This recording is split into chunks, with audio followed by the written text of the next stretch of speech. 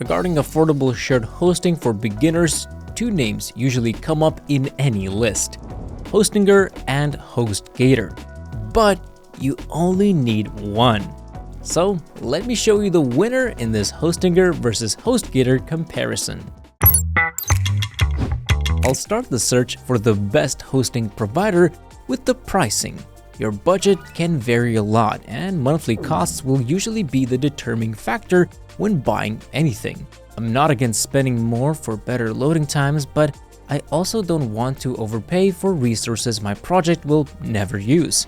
So I want to take a closer look at both providers' shared hosting plans and discuss any hidden fees.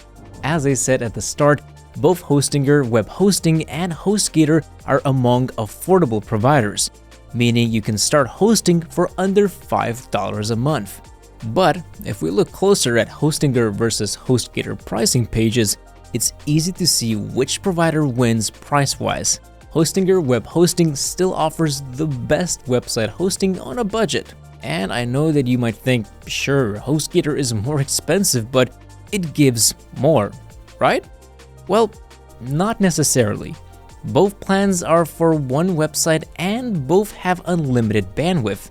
This means that you don't need to worry about monthly visitors or your website's page size. These plans will adapt to every change. You also get a free SSL, a free domain name for a year, and 24/7 support agents. However, one major trade-off is that all Hostgator web hosting plans come with that free domain name for 1 year. Hostinger's cheapest option lacks that.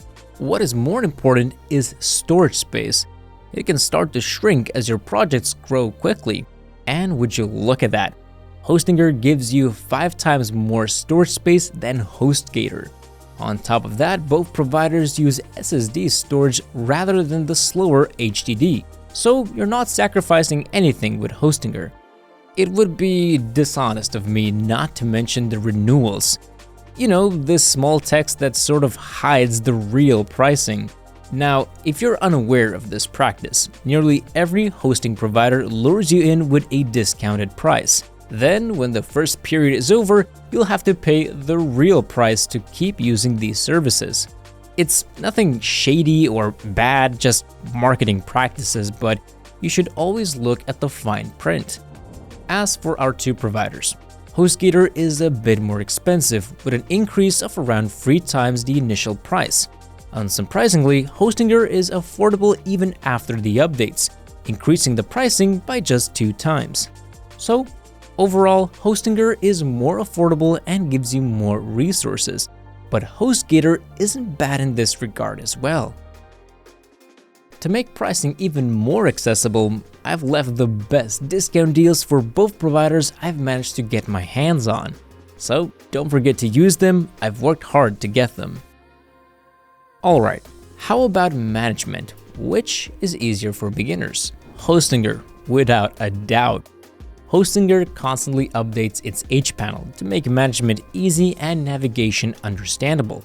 This approach to website management makes understanding how to use Hostinger for new users a breeze, and it makes my workflow faster.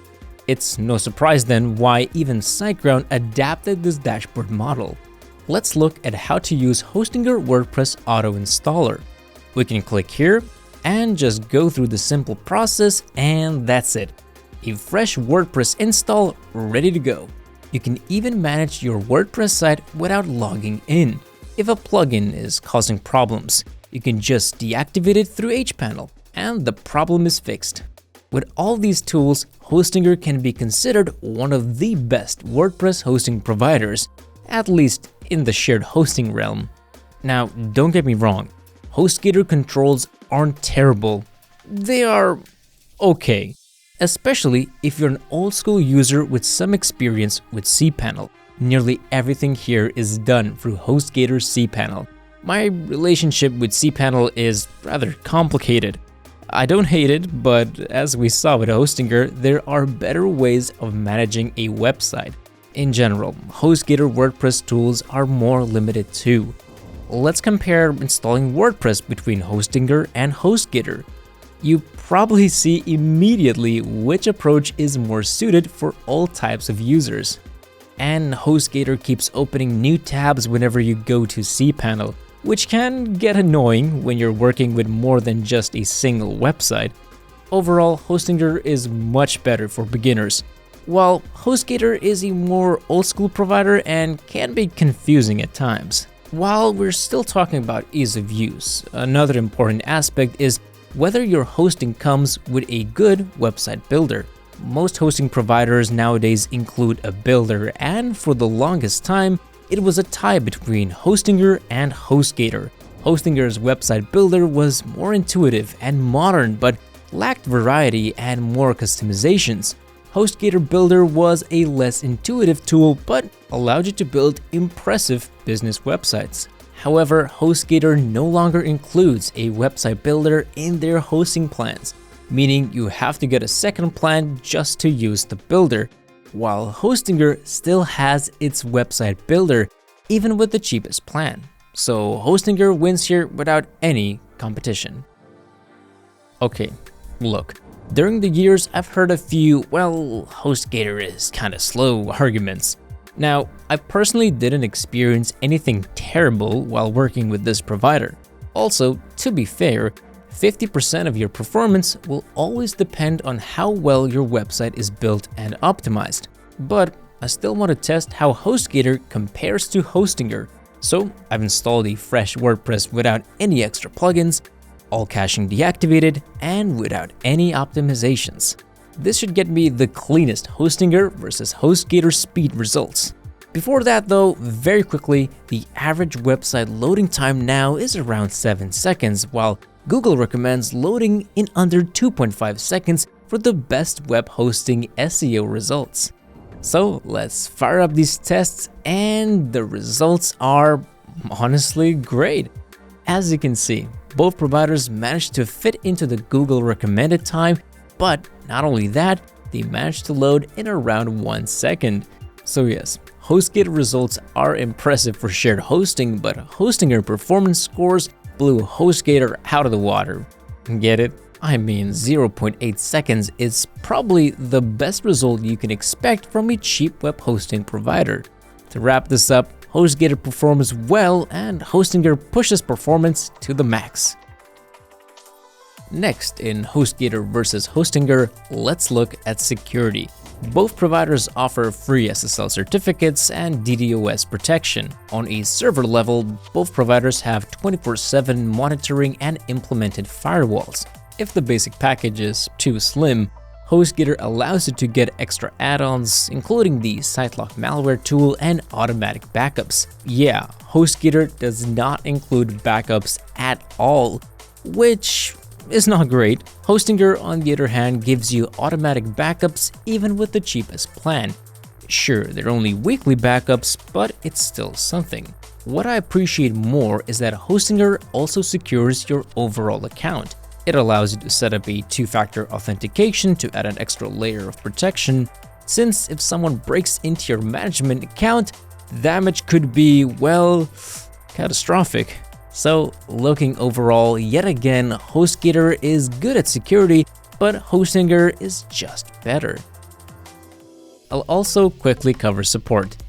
From my experience, both providers are good at this. Not perfect, but good. Hostgator, apart from the extensive knowledge base, mostly operates through emails and live chat. The live chat availability may vary, occasionally displaying a live chat offline status. And sure, in general, it can take a bit more time to get a response. However, when you get an answer, it's straight to the point without any pointless fluff. Hostgator is sort of the opposite. It has more channels, including email, live chat, phone support, and overall, the support seems to be faster, but it's also a mixed bag. Sometimes solving my problem in an instance, and sometimes just sending me links to solve it myself. So both have good support, but not perfect. Alright, the grand finale. Hostgator versus Hostgator, which is my current favorite? If you're a beginner or want to have great hosting on a budget, then Hostgator wins without a doubt. But if you'd like to work with cPanel or can spend a bit more, Hostgator won't be a bad choice.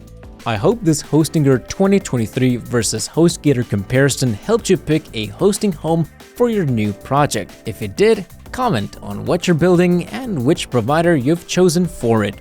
Let's have a chat. You can find more web hosting videos by subscribing, and discounts are in the description. I'll see you all in my next video.